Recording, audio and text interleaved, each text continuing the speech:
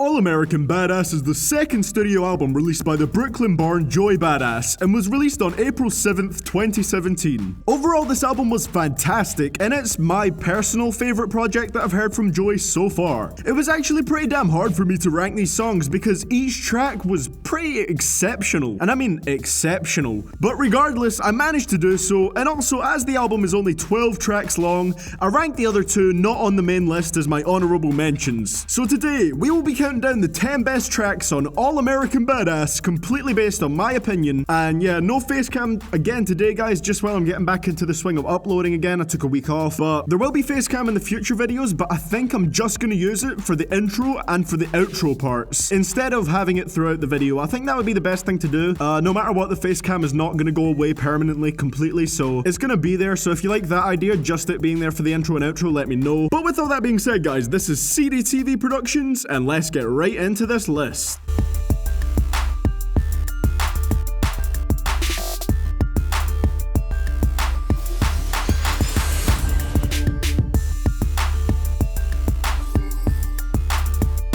Let's start with the honorable mentions, and I'm only gonna give really quick thoughts on them. So for our first honorable mention, or number 12 on our list, we have Why You Don't Love Me, and in brackets, Miss America. Tell me why you don't love me, why you always misjudge me, why you always put so many things above me, why you need me to believe that I'm ugly, why you never... Now this track wasn't bad, in fact it was far from it. Like most of the tracks here, it has a great message, but I just felt like it was a very slow track. Now I use that phrase a fair bit, but don't misunderstand like what I'm getting at. When I say slow, I don't mean it's down tempo or anything, I just mean that the track feels a lot longer than it is. But it was still great. I think I do need to mention that this album is like a 9 out of 10 or somewhere in that range. I've only listened to it like 5 or 6 times, but that's 5 or 6 times in the past day. Like, it's that good, and it is amazing. So even the worst track here, in my opinion, is still really good. And number 11, and our second honorable mention, we have Super Predator featuring Styles P. Exactly what made my niggas criminals, typical America. Damn, show ain't no miracle. Word to Stacey, I'ma keep this shit lyrical till I fall out my physical. All my verses is biblical, flowing religiously, my delivery. Another great track, but it didn't feel as special to me as the other tracks that I put in the top 10. The beat was really relaxed in a nice way though, and Joey delivers great verses here. Not too much to say about it. Also, I'm never a fan of when anyone ever uses the word tings, but that's a minor issue that I just have in general. Styles P has a pretty solid verse on here too. And now into the top 10, kicking it off at number 10, we have Legendary featuring J. Cole. This is legendary. Always been my mission, never secondary. Getting better every January, it's very scary. They gon' recognize. This is my lowest track in the top 10, but it was still a great track. However, it wasn't as outstanding and as special as, honestly, I'd expect a Joey and Cole collab to be. But it is still a damn good track, and I'm definitely not disappointed by it. I guess it just sounds a bit more dry and not as full as the other tracks on here. The song has a whole kind of understated presence to it, and I still think it's great, but it wasn't the legendary track I expected. No pun intended. It was a cool collaboration though. And at number 9, we have Devastated. And all that ever took was patience. I used to feel so devastated. At times I thought we never make it. I believe this was the first single from the album, and this one has a pretty uplifting vibe and message to it. Just pretty much Joey talking about how he felt before he became a famous rapper, and how great he feels now that his music is blowing up. And I really love the way Joey projects his voice on the hook here. That's the kind of shit I mean when I talk about rappers actually putting power into their delivery. It was definitely a great choice to choose this track as the initial single from it, as it still keeps up the personality and charisma of the rest of the album, but with a slightly more commercially appealing sound and subject matter to it. It's also a little bit more simplistic in the structure, because if you notice in the second verse, I think he says the first 4 bars, or it might be the first 8 bars, and then repeats it again, but says it in a different delivery. So it is kind of an easier track to memorize the lyrics to, and that's why I think it was a perfect pick for the first single, and it really does get stuck in your head. Like, this track is catchy as hell. And at number 8, we have Good Morning America. Now, what's freedom to you? Let's talk about it. Take a minute, think it through. I'm all about it. but the concept seems new. The coppers still shoot us down on Channel 5 News, lock us up for any. This track did absolutely everything that an intro needs to. This set the tone for the rest of the album perfectly, with a beat that almost has a bright sound to it, but this is counterbalanced by Joey's dark and realistic lyrics about racism in America. A lot of the tracks after this one follow that structure, but they all manage to sound unique. There's not much I could say about it because this track is just perfectly concise and gets straight to the point of setting up the project. And at number 7 on the opposite side of the album, we have the outro track, American Idol.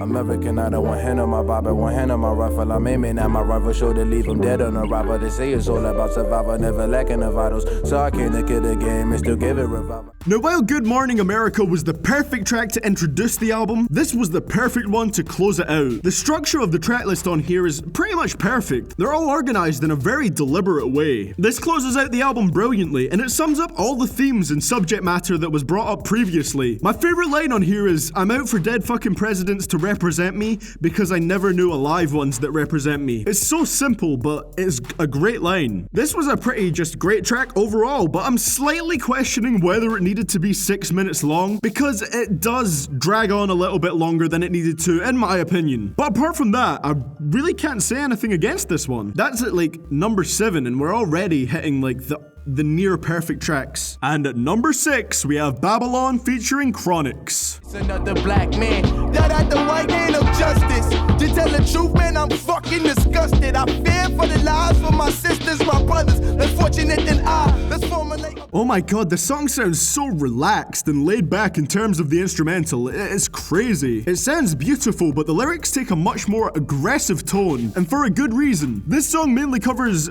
specifically the topic of police brutality against unarmed black people and how Joey feels about it. This is just full of great lines on that subject matter, such as, you fuckers not protecting and serving, more like damaging and hurting, or, in fact we being hunted, they don't want us in abundance, they know it's strength in numbers. It's just a brilliantly lyrical song, and this is one of the ones that mostly displays Joey's passion about the subject of racism and inequality. There are so many quotable lines on this one. And at number 5, we have Temptation. Watch me use my prophets, get them on the list, and I've been on a mission. And I really can't take it no more. I've been fighting temptations, my lord. I'm young and I'm restless. This is another song on here that has a nice, powerful hook, and it really does sound good, but to be fair, all the hooks on here are pretty spectacular. It also starts off with some pretty soft singing by Joey, and I think it sounds amazing. And it's not like he's an incredible singer or anything, but he can hold a note pretty well, and he really believes in what he's saying, which helps the delivery sound a lot more genuine. I also really like the build-up to the hook, where you can slowly hear these like high-pitched background vocals that get louder and louder. It sounds really nice. It also starts and ends with a sample of a pretty heartbreaking speech from a 9-year-old girl about how she feels that black people are treated differently and she doesn't understand why. And Joey really channels that message through his lyrics throughout this track. And at number 4, we have Land of the Free. Sorry, America, but I will not be your soldier. Obama just wasn't enough, I need some more closure. And Donald Trump is not equipped to take this country over. Let's face facts, cuz we know what's the real motives. This track was the second single released from this album, and it's also one of the tracks on here where Joey calls out Donald Trump by name, which I feel like that is going to be a big thing on a lot of upcoming rap albums. I'd be surprised if Kendrick, Eminem, all those guys, if they don't say anything about Trump on their next albums, I'd genuinely be surprised. In fact, this track was actually originally released on Donald Trump's inauguration day. He also brings up Obama and mentions that just because America had a black president, it doesn't mean that racism didn't exist in America at that time. It's an amazing track, and it has me excited to hear what other rappers have to say about Trump in future albums. Just yet another great and focused track on this album. And at number 3, we have Rockabye Baby featuring ScHoolboy Q. If you bout this revolution, please stand up. We ain't got no one to trust. Time is running up, feel the burn in my gut. And if you got the gut, scream fuck Donald Trump.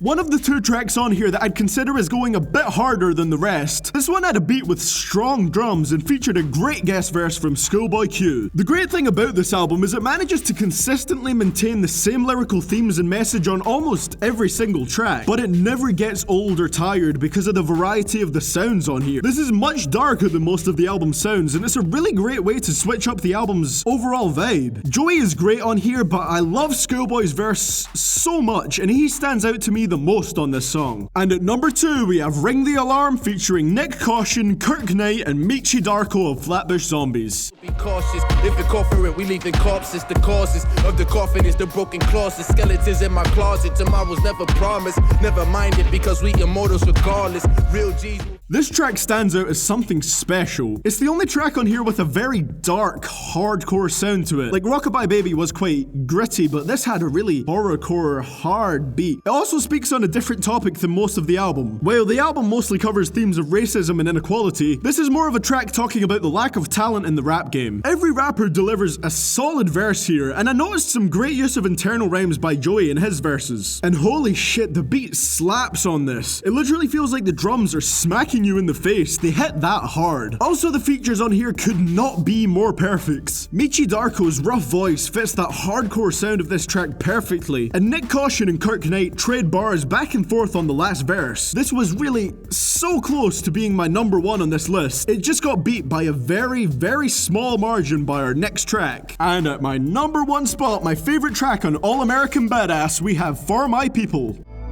Who would take a stand in me, our hero?